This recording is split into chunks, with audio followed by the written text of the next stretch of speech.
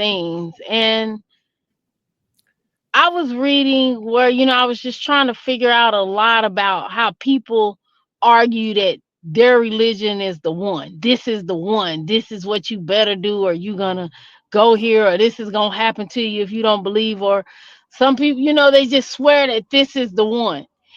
And I went to the Bible because I want to know how is it supposed to be? And even in the Bible, where it says you should not worship any other gods before me. Only God, not anybody else, not Yes. Jesus, not Muhammad, not anybody.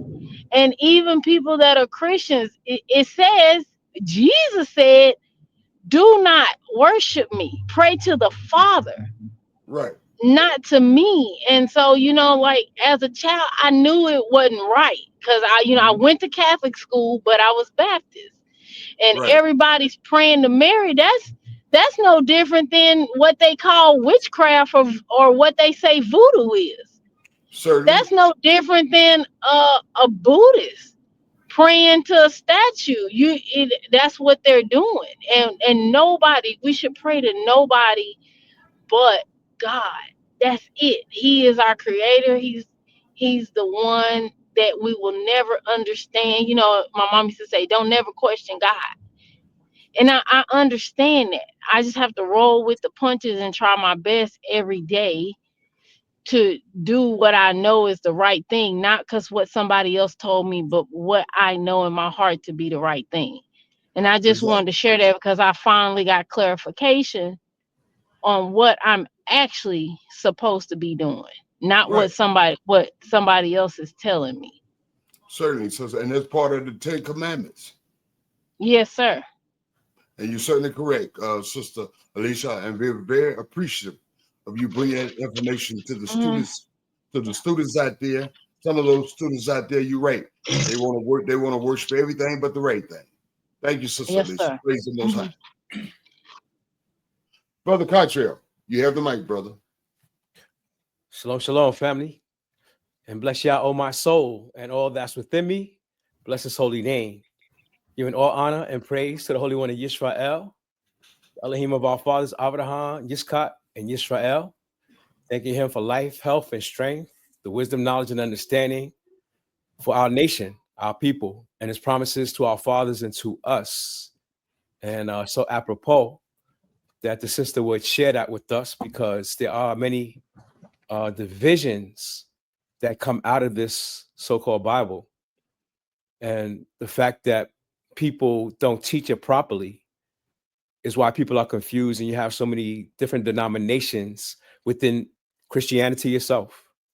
They do the skip to Maloo, jump around education, as opposed to what we're doing here.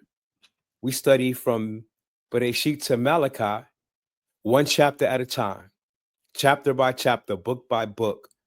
And it gives us a clearer understanding of what the Most High's plans are, what the Most High is saying, what our history is. And it's just so much clearer when you read the book from the beginning to the end, chapter by chapter. And you'll notice that all these denominations of churches, they don't do that. They pick out and they choose what they want out of scriptures, and then they build around that. So it's good that you see and you saw that even in Christianity, the Lord's Prayer, what does he say? Our Father who art in heaven, whose name should be hallowed? Hallowed be thy name. Whose kingdom is it? It's Yah's kingdom. And when you examine that prayer, the one that they worshiping and calling his name, he's telling them that they should be calling on the Father, that the Father's name should be hallowed. But many in Christianity that worship Jesus don't even know the Father's name. Hallowed be the Father's name. What is the Father's name? They don't know. So it's so important that these studies are, on air, online, and we're involved with them. But there should be many, many more, because it really is an open book test. Praise Yah. Praise Yah. Simply said, if I may, and I'm not being presumptuous, to break it down what Sister Eliza's making reference to and Brother Cottrell is making reference to. Let me put it quite simple for you. To know Yah, you have to know Yah all the way, completely, not halfway, not part of the way, not sometime the way, entirely. That's why he made reference to the skip to the loose studies. And certainly, let's put it in simpler terms. If I took a map and I wanted to study to go from A to Z on that map, I skipped all over the place, but I never went from A to Z. I'm all over the place, all over the map. I never get to Z because I'm all over the map. That's sort of how they studies are. Simply said. Praise the Most High. Thank you, Sister Lisa. Thank you, Brother Katra. And certainly my Isha. Thank you, Sister Lasagna. And if they're ready to proceed for it, Yam Suf is ready to proceed for it. Praise the Most High. Yes, sir. Turn to chapter 3 of Job. No, chapter 4. My apologies. And let me give you some idea of what's happening.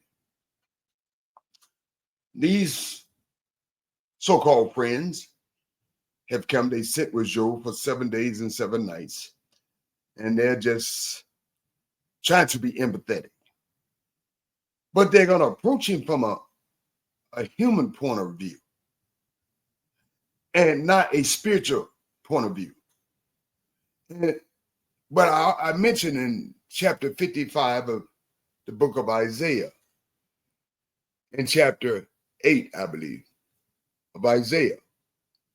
And they don't seem to grasp it. 55 verse 8. Yah said, my ways are not your ways. The way I do things is not the way you do things.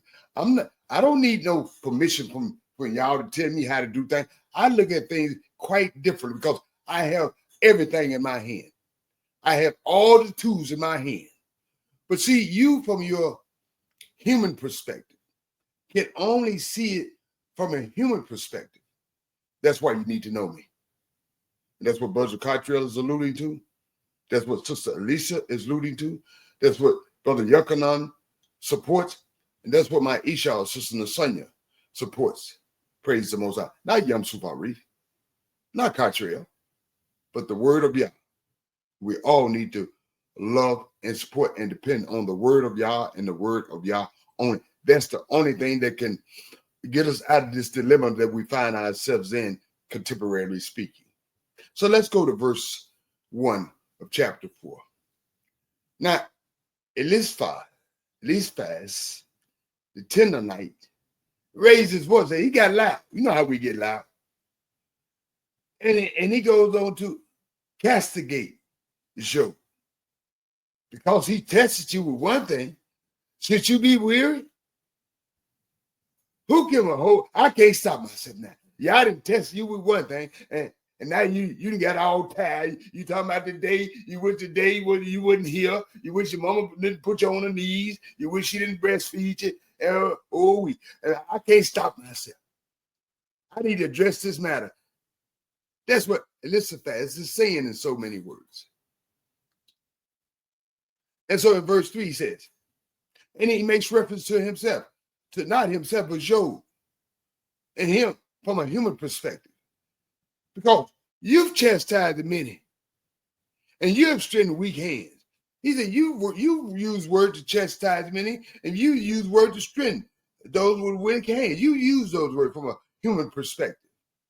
And he says in verse 4, your words, those words you use would pick up the stumblers, and you would strengthen buckling knees by virtue of your words. In verse 5, now, when it comes to you weary. It touches you and you are frightened. He said, when life comes around back to you, you can't even lift yourself up with. You just all talk, so to speak, yo. That's all you, a bunch of talk. You can tell people, you can chastise people to do this and that and other. You can verbally encourage people and whatnot. But verse 5, but now when it comes to you, you don't even want a day. You don't want the day you was born in. You want it over with. And then as a result, it touches you. You're frightened.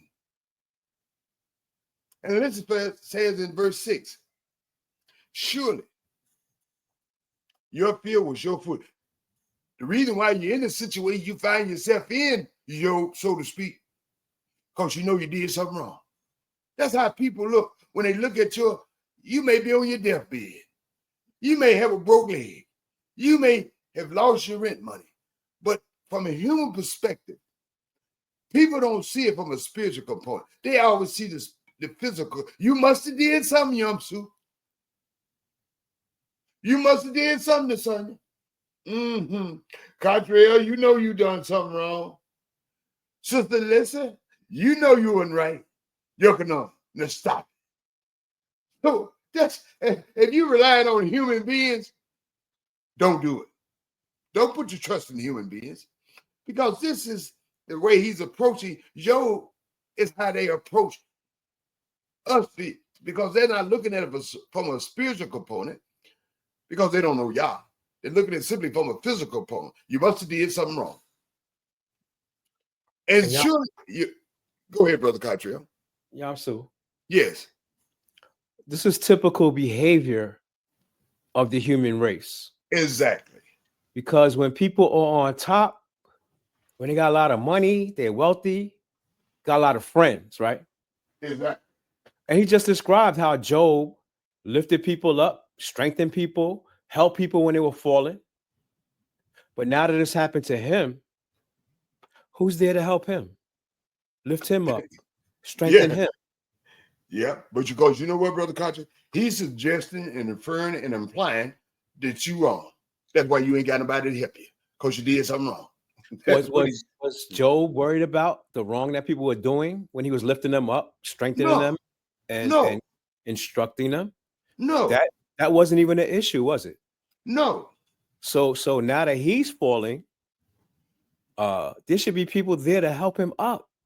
All the people that he helped, they should be right there to strengthen him, lift him up while he's falling. But that's the nature of human beings on the planet right now. They rather criticize him.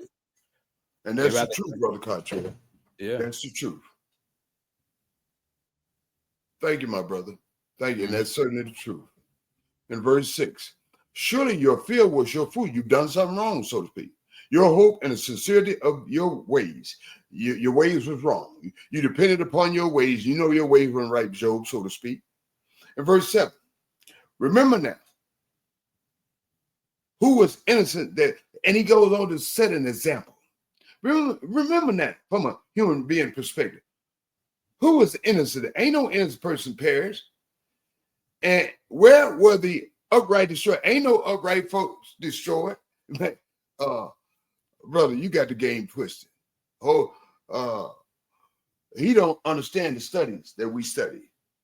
The righteous die with the unrighteous. There's no perspective on the righteous and all the unrighteous. Death comes to us all, says Yah. And so, in verse 8, he said, as I've seen, he's seen this. Those who plow violence and sow mischief will reap it. He's talking about a human perspective. You don't know everything. It is fast. Yah said, my ways are not your ways. The way I do things is not incumbent upon the way you do things, the way you see things. So, but he says in verse 9, from the breath of Yah, they were prepared. They reap what they sow. And so to speak, Job, you reaping what you sowed. And from the winds of his nostrils, they will be destroyed. Simply implying, suggesting, and inferring, Job, you dirty. And you know you dirty. Verse 10, the roar of an old lion, the voice of a young lion. The teeth of lion cubs were misled.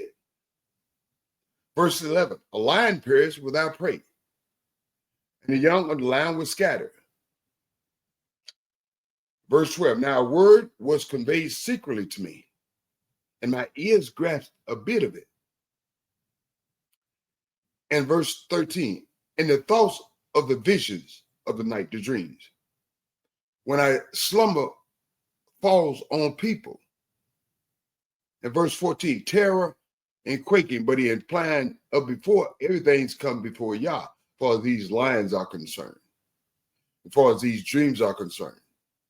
You would get some perspective on life. And he says in verse 14, terror and quaking befell me. And he frightened most of my bones. Verse 15, and a spirit passed by my face and made the hair of my flesh stand up, the spirit. In verse 16, it was standing, but I did not recognize the appearance. This image before my eyes, I heard a faint voice. And this image said to him in verse 17, can a mortal be more righteous than Yah? Or a man be pure than his maker? He's simply implying, suggesting, and inferring that Job. See, these animals can't do nothing without the Most High. That spirit approached me, and I suspect it may have approached you because you may have did something wrong. And he said, because you called that your day you were born be done away with, can a mortal be more righteous than Yah? Or can a man be purer than his maker? Job, you're getting beside yourself. That's what Elizabeth is suggesting, inferring, and implying. Everything's come from Yah, even that spirit at night. And he says, behold, he does not trust his servants, and he casts a reproach upon his angels. He said, y'all don't trust his servants, human beings, and he casts reproach upon his angels, especially Satan. What he's saying, y'all don't need nobody. Y'all is not in total reliance on the angels of Yah and certainly on the adversary. And he casts reproach upon his angel. He don't need no human being. Y'all ain't got no red line to me. Y'all ain't got no red line to Catriel. Y'all don't have a red line to Nasanya.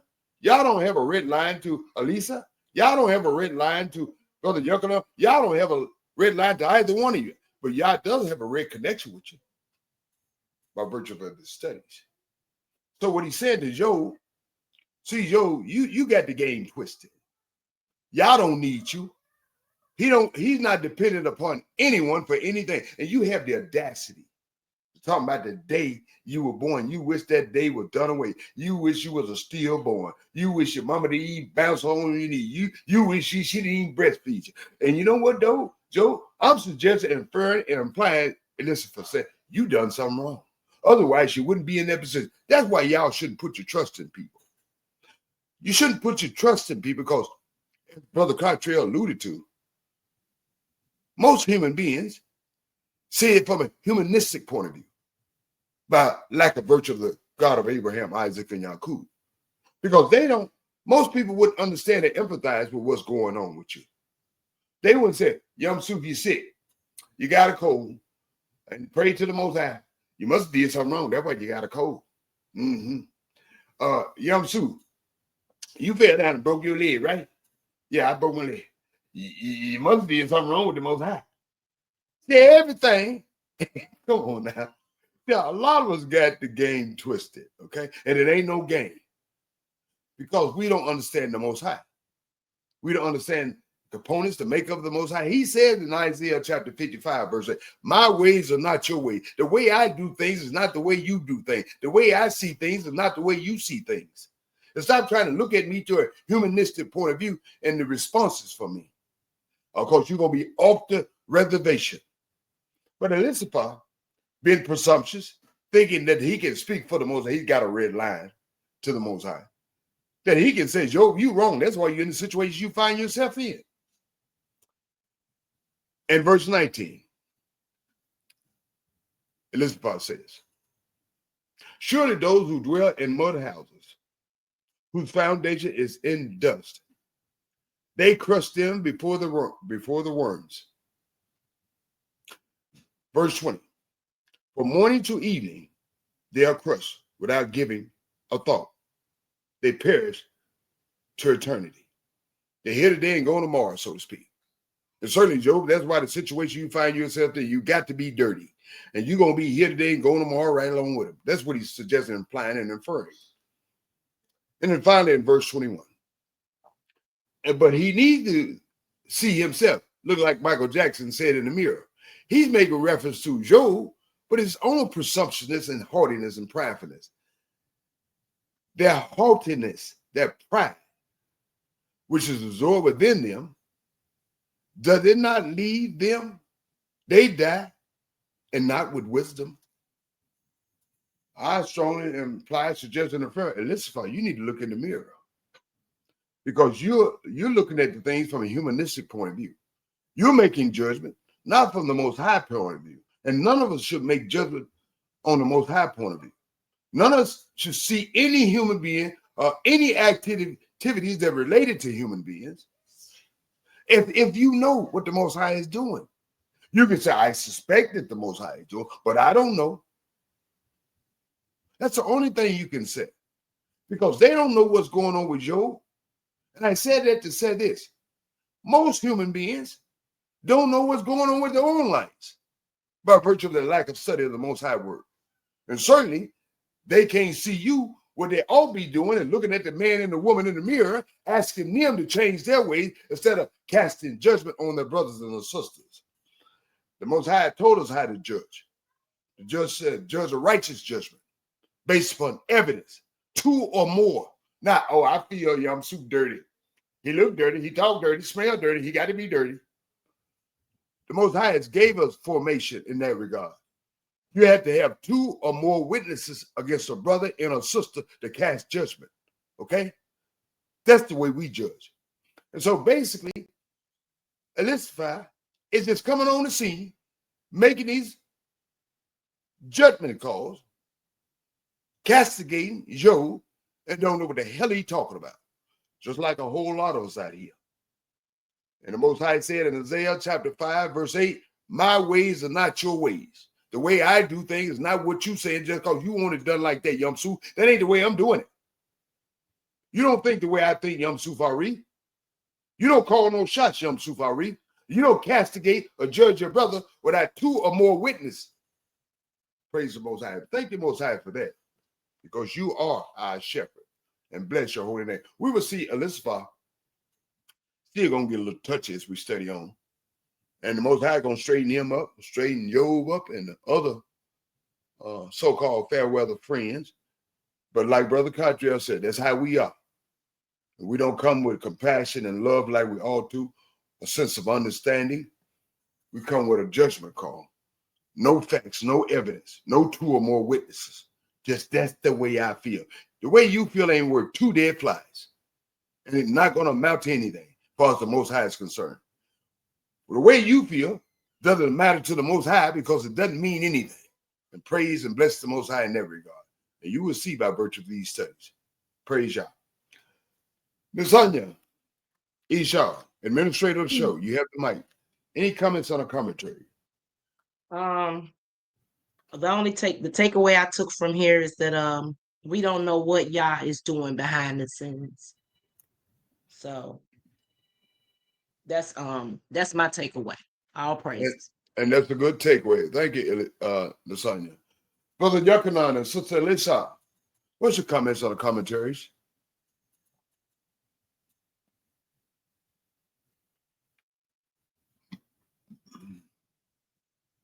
Here's your unmute your mic, Yakanan. Okay. Sister Lisa? All right, we'll do a comeback around. Brother Cottrell, what's your comments on the commentary? All praise to the Holy One of Israel for another lesson that he's given us, because this is not a lesson in Israelite history, because Job wasn't an Israelite, right? Exactly. But the fact that they're talking about good and evil, wickedness and righteousness, and they're assuming karma, right? You must have done something wrong, Job, because that's why these things are happening to you. That's karma. But beyond karma, they don't talk about Yah testing us, right? Exactly. Bad things happen to good people. Exactly. It ain't because they did something wrong. Exactly. And I will say that America got one law that people should follow. Mm-hmm. And that law is you're innocent until what? Proven guilty. Yeah. Props to America for having that. Because they coming at Job like he's guilty and they just trying to find out what the guilt is. Exactly. Trying to dig up the dirt, Brother Cottrell. Dig up the dirt. Yes. So what they say, you can't judge a book by its cover. Exactly. Even though you see a brother struggling and going through what he's going through, you should be like Job. Because what did Job do in those instances? It says that Job strengthened weak hands, lifted up people who was falling. But it just so happens that when we see our mighty men fall, our rich people fall, don't nobody want to help them because they think they're supposed to be able to help themselves, being that they was at that position at one time. Something must be wrong. But no, that's your opportunity to step in and help them because they've been so helpful to you. So they should have been helping Job rather than trying to find out what his guilt was, because he wasn't guilty of anything. Praise God. Praise God. Thank you, Brother Cottrell, for that clarification. Brother Yochanan, Sister Lisa, your mics are hot. If not, we will proceed forward. Okay, Brother Yochanan, your mic is hot. Sister Lisa. Yeah, just walking in the door, getting situated. So I'm listening. Just continue with that great word. Praise God, Brother Yochanan and Sister Lisa. All right, let us proceed forward in the last segment of study for tonight. The prophet Haggai, which names mean festive or festival. Let's see if it's festive and a festival. Praise Yah, chapter 1, the commandment to build Yah's house. Cottrell is going to give you some perspective on that. And he's going to break it down to you like you're 2 years old. Okay? Don't get offended. Just like you're a novice. Brother Cottrell, the mic's yours. All praise to the Holy One of Israel. Again, for our great prophet, the prophet Haggai.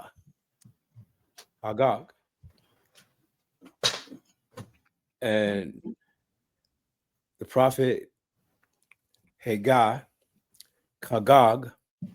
he lived at the time of Ezra and Nehemiah when they were coming out of the Babylonian captivity, and also under various kings. So these books are out of order.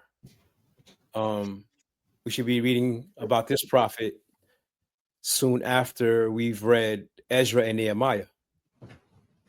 Chapter 1 says, in the second year of King Darius, in the first day of the 6th month, the word of Yah was communicated by the prophet Haggai to the governor of Yehuda, Zerubbabel, the son of Shealtiel, and to the high priest Yehoshua, the son of Jehozadak.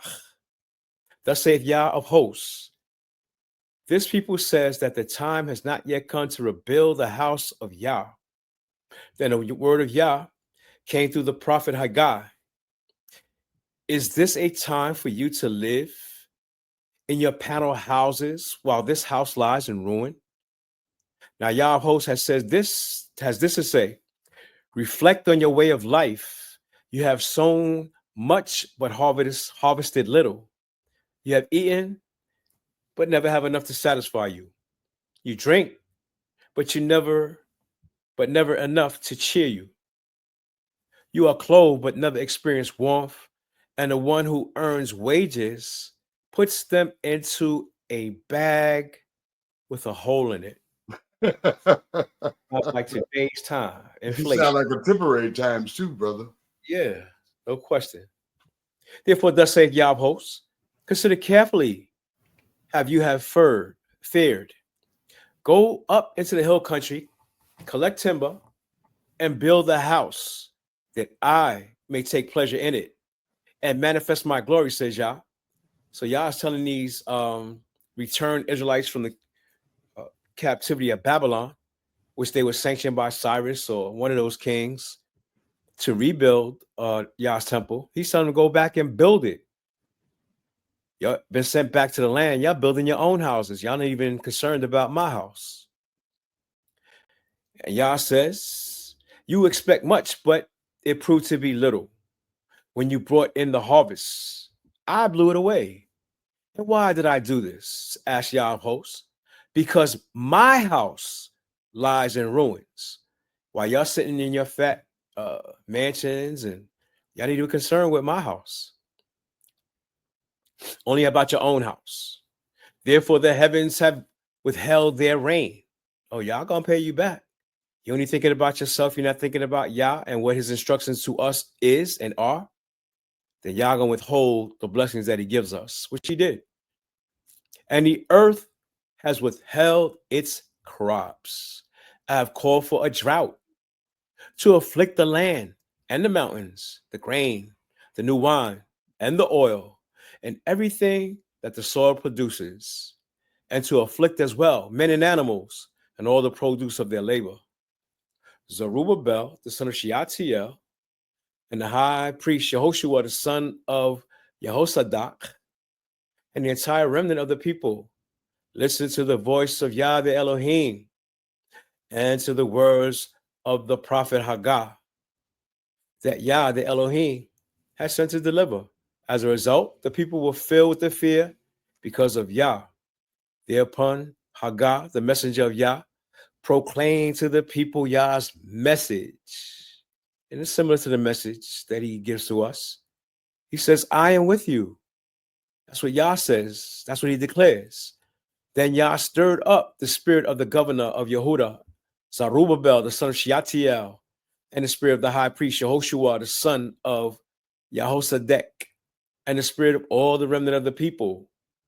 They came and began to work on the house of Yah of hosts, the Elohim, on the 24th day of the 6th month. Praise Yah. They had to be encouraged. They had to be inspired. They had to be waking up. Like, this is the mission that Yah's giving you. You can't just be thinking about yourself and your own welfare. Yah's included in this nation, and we have to put him first and foremost. And that's the first thing they should have done. And he'll remind us by sending prophets like Haggai, like, y'all sitting on your laurels and you're thinking about yourself, but you should be thinking about me. In this case, it was a physical temple that they had the opportunity to rebuild, but they were only thinking about themselves. So they had to be shook up and reminded that it's really all about Yah. And it's almost similar to today. We have to be reminded it's about Yah. We can't build Yah's house, but we have to put Yah first and foremost in our minds and our hearts, because he's the one that's going to deliver us. And it's his plan that we're following. Praise Yah. Praise Yah. I'm very appreciative for Brother Cottrell setting things into context. As he mentioned, this book is taken out of context and put somewhere by, the last kingdom, universal white race supremacists. And it should be in the context of Ezra, the prophet, and Nehemiah, within that context and framework. And so that's why it's due diligent upon you to study yourselves, put things in perspective and context, so you can understand what the Most High expects out of you. And don't lean to your own understanding, certainly not the understanding of your captives. Your captives, by the evidence, had been very kindly toward us. They've taken our names, taken books out of context. They rewrote things and introduced some new things. How's that working out for you? I suspect not very well. That's why it's incumbent upon you in due diligence and more obligation to do something for yourselves. Don't take my word for it. Don't take Cottrell's word for it. Don't take Nasania's word for it. Don't take Yuckanon's word for it. Don't take Sister Lisa's word for it. You take the Most High word for it, and you put it in some perspectives so you can get some understanding. Praise the Most High and bless his holy name. Sister Nasania, what is your comments on our commentaries? So self-explanatory. What my takeaway I got from here is basically, we have to make sure that Yah's house is in order. Even in ourselves, we have to make sure that we're doing what we're supposed to do according to Yah. Because if not, then our house won't be in order. So we have to make sure that's in order before we even try to get our own houses in order. All praises. Praise Yah. Great point, Nasania, Esau. As Joshua said, for me and my house, we will serve the Most High. You're right on point. But I just want to jump in there real quick. Yeah, that's go so ahead. important. You talk about how we are socially engineered by universal white race supremacy, and they make our priority our individuality. It's about me, me, me. We're not even thinking about Yah. Yes. Yes, Brother Cottrell. That's why those me's can easily do what they want to do, when they want to do, and how they want to do it. They're not humble before the Most High, and they're certainly not humble toward each other. And because it eradicates the relationship with the Most High, it erases the relationship with one another. And the evidence speaks for itself. Turning your local station, your national station, your international station, we have become a mockery. I say a monstrosity. Due to the lack of study of the God of Abraham, Isaac, and Jacob, due to the lack of loving the Most High with all your heart, mind, soul, and strength, due to the lack of learning to love one another with all your heart, mind, soul, and strength. Praise the Most High. Thank you, Nasanya. Thank you, Brother Cartier. And one more thing. Yes. People are trying to find their purpose in life. Yah already has laid out our purpose. So we have to know our purpose as a nation, as individuals. So Yah has laid it out for us. Most people are searching for their purpose. We have to understand why our Creator created us. Certainly, brother, and you're certainly correct. This is not difficult. The Most High hadn't left it up for you for chance and a happenstance. That's why he left you his word. You don't have to figure that out. But what you do have to figure out, how you can work within the confines and constructs and the formation of the Most High. That's what you got to figure out. Praise the Most High. Brother Yochanan, Sister Lisa, any comments on our commentaries? All good. Just unwinding right now, just listening. Okay. Go unwind, brother. Meditate. That's a good thing. Meditate on the word of Yah.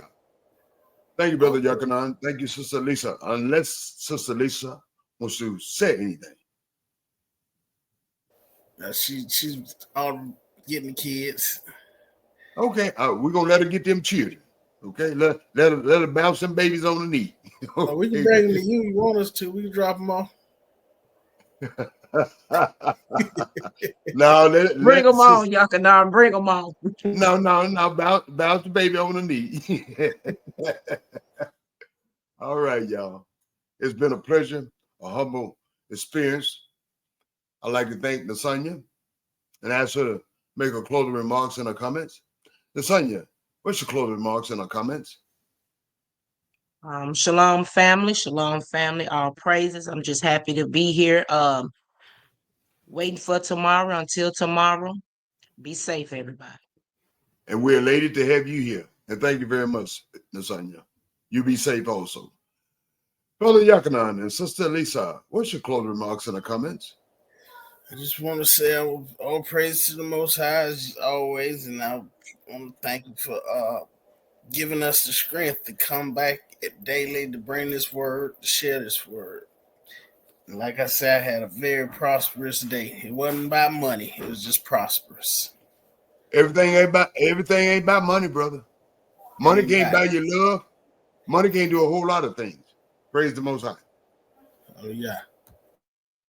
Thank you, brother.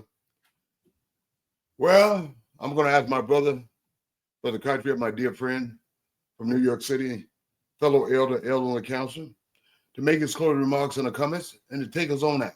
Praise the Most High. All praise to the Most High. And all money ain't good money. Hallelujah.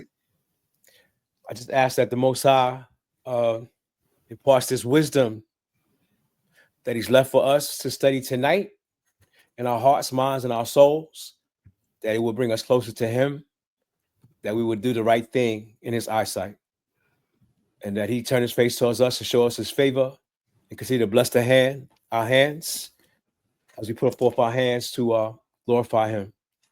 Praise Yah and bless his holy name. Shalom and good night. Praise Yah.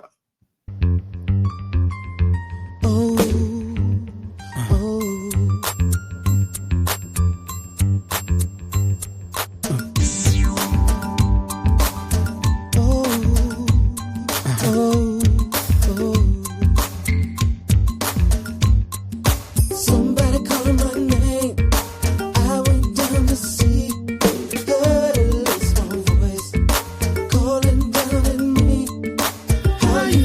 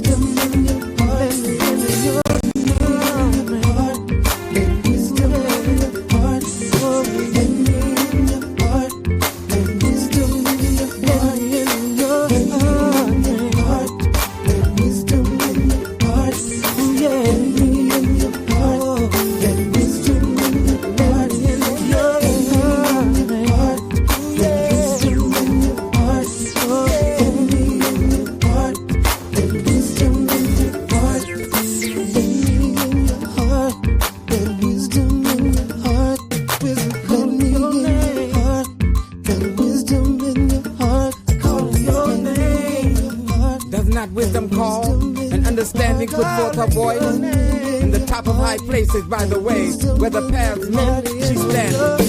Beside the gates at the entry of the city, at the coming in at the doors, she cries aloud, unto you, O men, I call, and my voice is to the sons of men.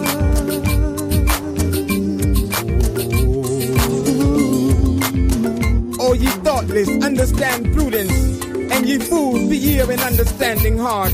Hear, for I will speak excellent things, and the opening of my lips shall be right things. What could I do?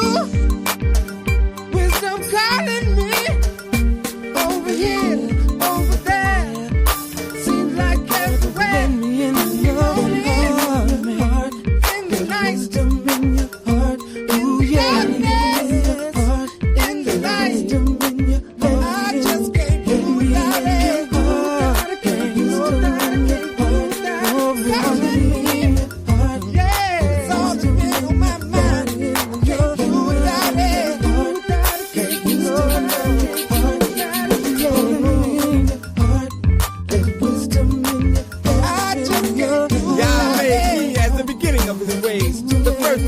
Of old, I was set up from everlasting from the beginning, or ever the earth was. The fear of Yah is the beginning of wisdom, and the knowledge of the All-Holy is understanding. But by me thy days shall be multiplied, and the years of thy life shall be increased. That's all that's been on my mind.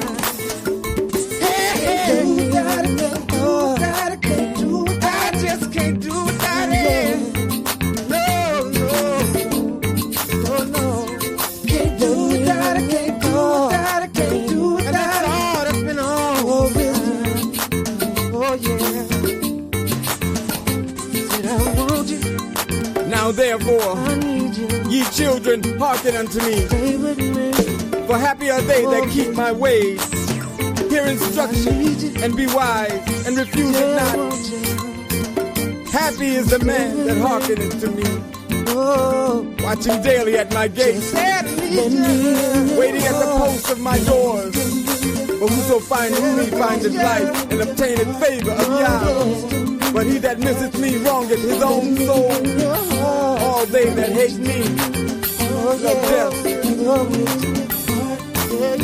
Love death. Love death.